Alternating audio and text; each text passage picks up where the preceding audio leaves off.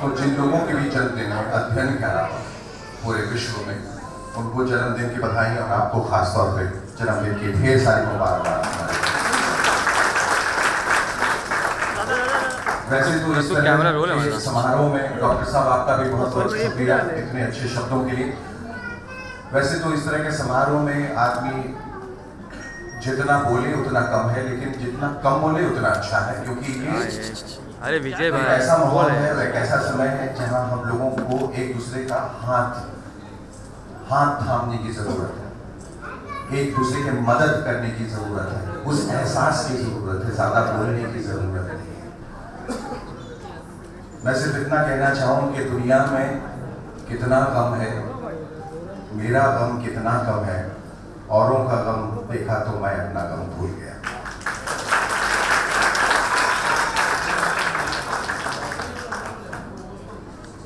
ईसा मसीह से पहले जब महात्मा बुद्ध इस धरती पे आए थे और लोगों ने उनको ईश्वर का अवतार माना था और ऐसा समझा कि वो भगवान है, तो एक महिला जिसके बच्चे की मृत्यु हो गई, वो अपने बच्चे का शव लेकर भगवान बुद्ध के पास गई और उन्होंने कहा कि ये मेरा सबसे लाडला बेटा, सबसे खूबसूरत बेटा, मेरे दिल का टुकड़ा, जिगर का टुकड़ा आज इस दुनिया में नहीं है, मैं इसके बगैर जी नहीं पाऊंगी, भगवान आप इसे कृपया जीवित कर दें। महात्मा बुद्ध ने कहा कि मैं बिल्कुल ऐसा कर दूंगा, मैं इसे दोबारा जिंदा कर दूंगा, सिर्फ एक शर्त पे कि आप जाकर उस घर से एक मुट्ठी चावल ले आए जिस घर में कभी कोई मृत्यु ना हुई हो, कभी कोई शोक नहीं हुआ हो, कभी कोई दुख नहीं हुआ। वो महिला गई घर घर, हर जगह, पूरे शहर, पूरे देश घूमी और उसे कोई ऐसा घर नहीं मिला कि जहां पर मृत्यु ना हुई हो, जहां कोई दुख ना हुआ हो। उसे कुछ आगे कहने की जरूरत नहीं पड़ी, वो समझ गई कि इस जो भी दुख जिंदगी में आता है या होता है वो ऊपर से रचा है, वो विधाता जिसने इस धरती की रचना की है, जिसने मानवता की रचना की है, अगर सुख दिया है तो दुख भी दिया है और दुख हमें बर्दाश्त करना होगा। अपने पहले पुत्र आयुष को जब मैंने पहली बार देखा था, मुझे अभी तक याद है, उनका जन्म पटना में हुआ था और मैं बहुत छोटा था, उस वक्त सिर्फ 22 साल का था और अपनी पहली फिल्म उत्सव में काम कर रहा था और मुझे ये खबर मिली कि मैं पिता बन गया हूँ। मुझे विश्वास नहीं हुआ, मैंने ईश्वर का बहुत बहुत शुक्रिया अदा किया और मैं जब पटना पहुँचा और सबसे पहली बार उसको मैंने पालने में देखा, मुझे ये अंदाज़ा नहीं था कि 11 साल के बाद इसे मैं खो दूंगा। उसकी आंखों में झांक कर मैंने देखा और इतना प्रेम, इतना प्यार।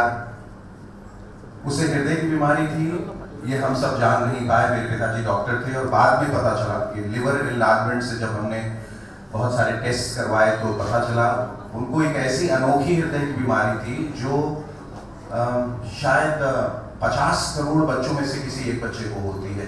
उस बीमारी का नाम EMF है, एंडोमायोकार्डियल फाइब्रोलिस्टोसिस, जो जहाँ फाइब्रोसिस ऑफ द हार्ट हो जाता है। और उस हृदय की बीमारी का इस दुनिया में कोई इलाज नहीं सिवाय हार्ट ट्रांसप्लांट के। हार्ट ट्रांसप्लांट की ट्रेजेडी ये है कि जिनका भी हार्ट ट्रांसप्लांट होता है 50% पेशेंट्स जो हैं वो टेबल पे मर सकते हैं और ऐसा होता है, और जो 50% जो जीवित बचते हैं उनकी आयु भी 10 साल से ज़्यादा नहीं होती। तो आप समझ सकते हैं कि एक माता पिता के लिए ये कितनी बड़ी ट्रेजेडी। जब मुझे ये बताया गया तो मुझे ऐसा लगा, मैं आप लोगों को बताना चाहता हूँ कि उस वक्त जब डॉक्टर ने मुझे ये बताया कि आपका बेटा जो है अब सिर्फ 3 महीने से ज़्यादा जीवित नहीं रहेगा,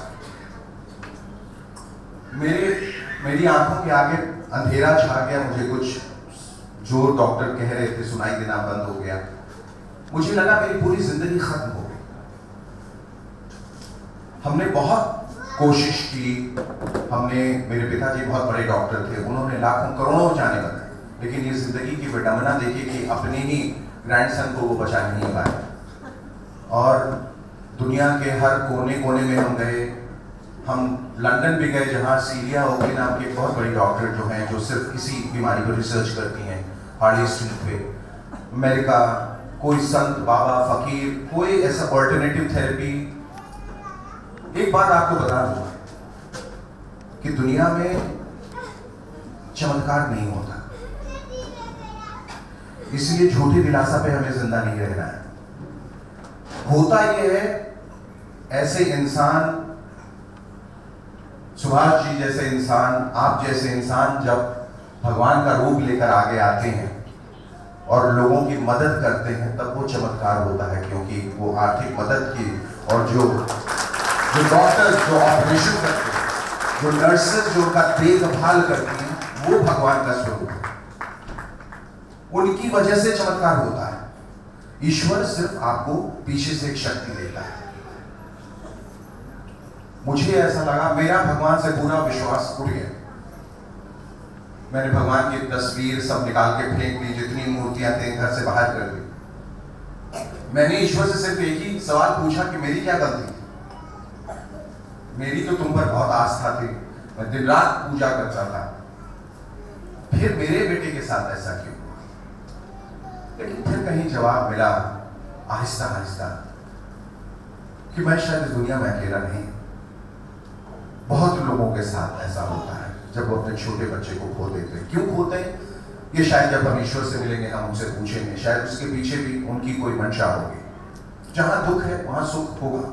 सवाल ये है कि हम उससे जूझें कैसे। मैंने कहा जो किस्मत में है वो तो है, वो तो होगा। मैंने कभी अपनी जिंदगी में मृत्यु शब्द का इस्तेमाल नहीं किया। मैं आयुष के लिए ये कभी नहीं कहता कि he died। मैं कहता हूं कि वो किसी दूसरी दुनिया में चला गया। इंसान जो है वो रूह की वजह से, शरीर की वजह से नहीं, रूह कभी नहीं मरती।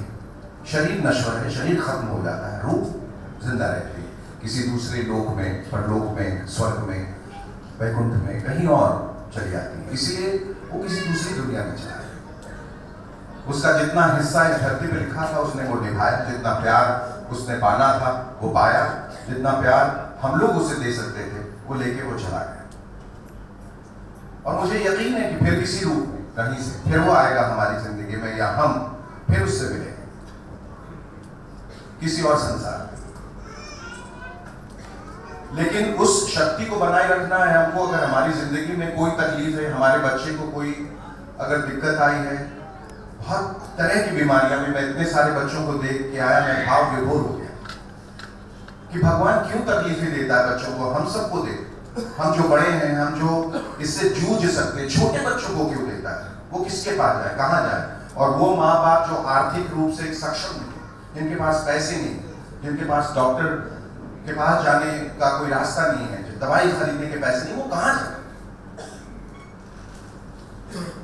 लेकिन मैंने कहा कि भगवान की जो रचना है वो निराली, वो कुछ ना कुछ ऐसा कर देता है, कुछ रास्ता, कुछ जरिया बना देता है। और वाडिया हॉस्पिटल का ये पीडियाट्रिक कार्डियोलॉजी का ये जो डिपार्टमेंट है वो भी उसी का बनाया हुआ एक जरिया है,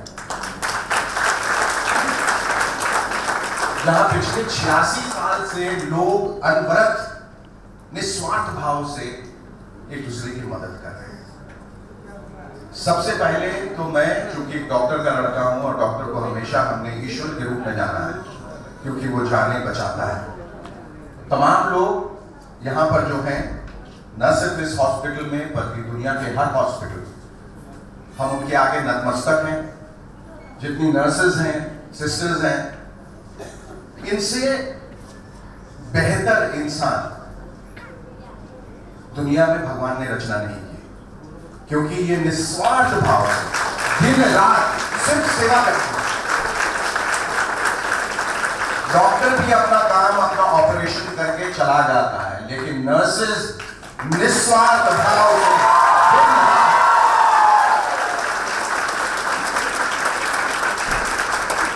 बगैर बदले में कुछ मांगे चाहे,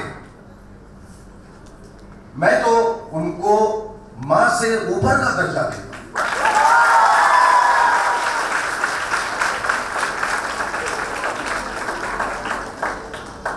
हम सब इस छोटी सी दुनिया में छोटे वक्त के लिए आए हैं और हम हमेशा मजहब की वजह से, पैसों की वजह से, ओहदे, कुर्सी, पदों की वजह से लड़ते रहते हैं। इस दुनिया में सिर्फ एक ही मजहब है, याद रखिएगा, सिर्फ एक मजहब, और वो है इंसानियत का मजहब, और वो यहाँ यही है। यहाँ जो बच्चा आता है, हमें नहीं मालूम हिंदू का बच्चा है, मुस्लिम का बच्चा है, सिख, ईसाई, वो बच्चा है, मासूम बच्चा है, भगवान का रूप है और हमें उसे बचाना है, और वो सबसे बड़ा मजहब है। और हम सब के लिए बड़ी खुशी की बात है कि उस मजहब से हम सब आज एक बार फिर से जुड़ गए। इस मजहब को और सशक्त हमें बनाना है, इसी मजहब को आगे ले जाना है। सिकंदर जिसने दुनिया फतेह की, जब वो मरा तो उसने कहा, जब मुझे कब्र में डालोगे तो मेरे हाथ बाहर रख देना।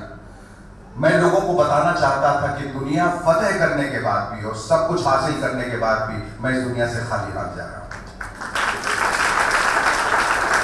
तो क्या लेके आए थे और क्या लेके जाना है, गीता में लिखा है।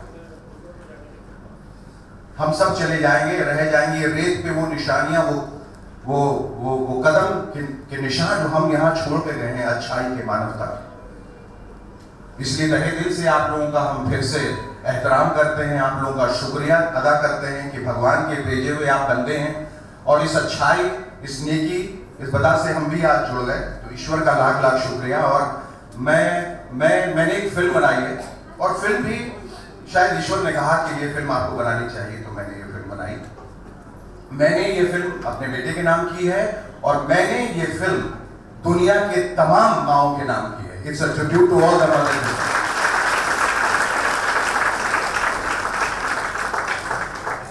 मैंने इसलिए ये फिल्म माओं के नाम की है क्योंकि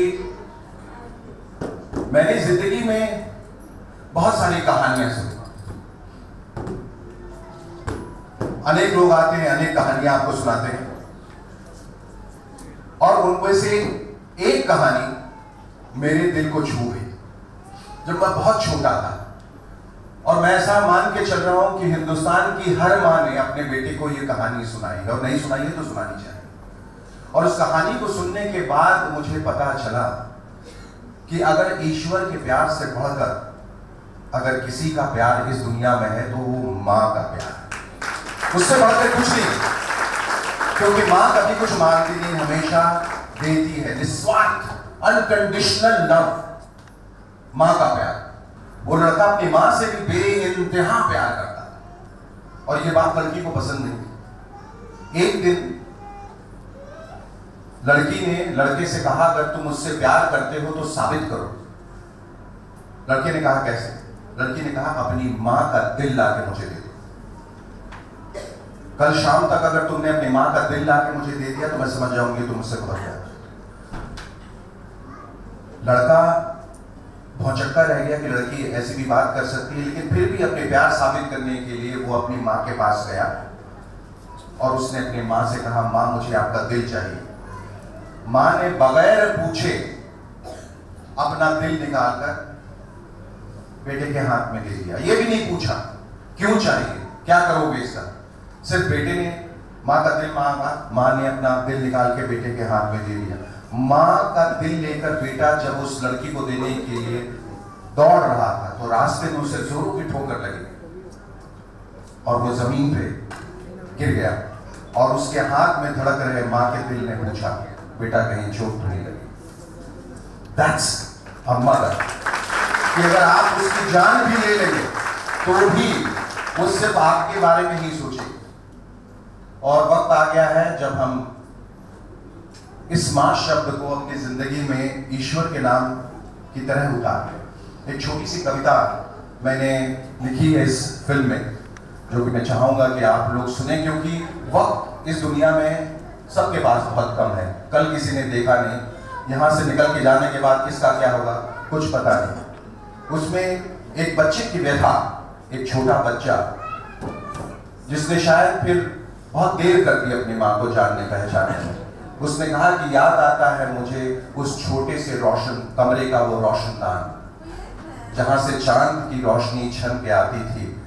माँ के आंचल में छुप के सो जाता था, माँ जब प्यार से गोलियां सुनाती थी। वो बचपन कहीं खो गया जवानी की सरहद पर। आज गला फिर खुश्क हो गया उन पलों को याद कर कि माँ अब डांटती क्यों नहीं, वक्त पे खा लेना, जल्दी घर आ जाना, ये कहती क्यों नहीं? ये मैं कहाँ आ गया? क्यों माँ से दूर हो गया? क्यों ऐसे हालात हुए? क्यों मजबूर हो गया? आज जब गम हद से बाहर हो गया, वो छोटा सा जख्म नासूर हो गया, तो माँ की थपकियों को सिरहाने रखकर सो जाऊंगा कुछ कहानियां ओढ़कर।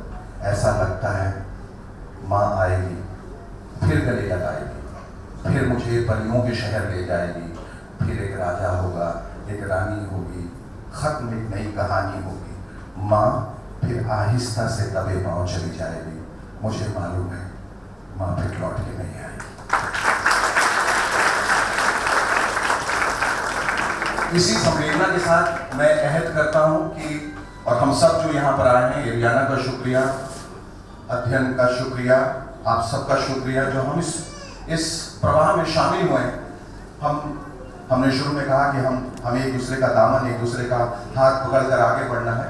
और इस फिल्म को बनाने के पीछे मेरी एक मंशा थी कि फिल्म से जो भी आर्थिक लाभ होगा, जो भी प्रॉफिट होगा, उसका एक बड़ा हिस्सा मैं चाहता हूँ कि मैं वाडिया हॉस्पिटल को दूं, ताकि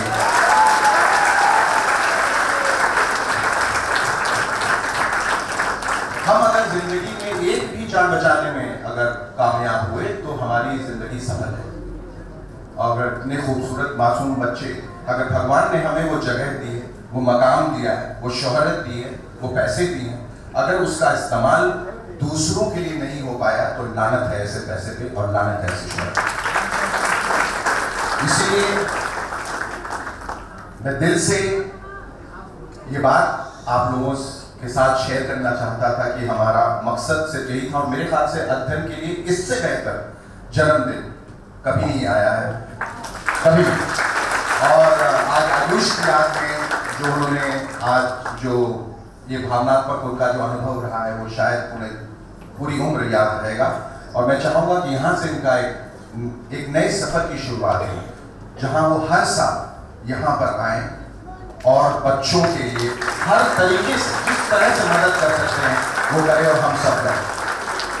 आप लोगों की सफलता की और खुशियों की और सेहत की खास तौर पे मैं ईश्वर से कामना करता हूं कि आप लोग जिस हालत में हो, जहां भी हो, स्वस्थ रहें और खुश रहें।